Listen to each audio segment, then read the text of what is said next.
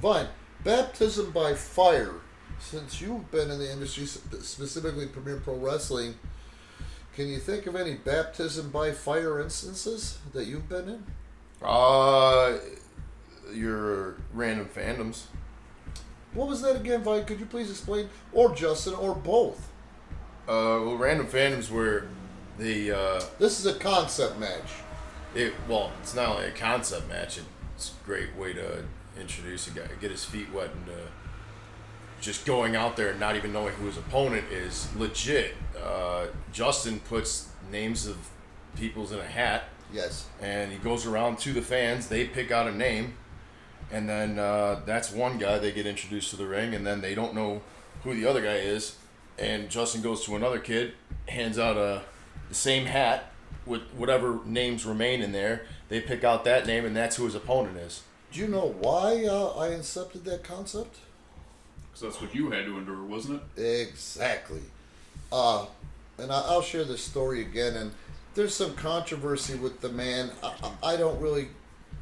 I'm not following the controversy on it. And I'm not going to take away the guy's wrestling talent and booking ability.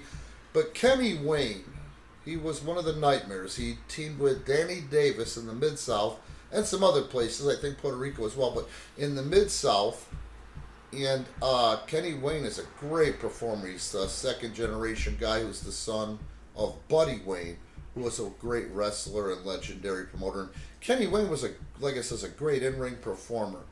And I worked with Kenny Wayne in the Memphis territory. It would usually be on Friday nights or Sundays, and maybe even sometimes on Sundays in Memphis when I was in Jonesboro, Arkansas. But it was typically some of the spot towns. Some of these spot towns, you would not believe how Memphis Wrestling and USWA Wrestling would draw there.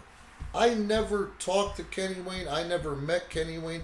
I never saw Kenny Wayne until I got into the ring and looked across at him, you know? And that's how I learned and became a great worker, is by not knowing the finish, not knowing anything, and saying, okay, wrestle till we tell you to go home.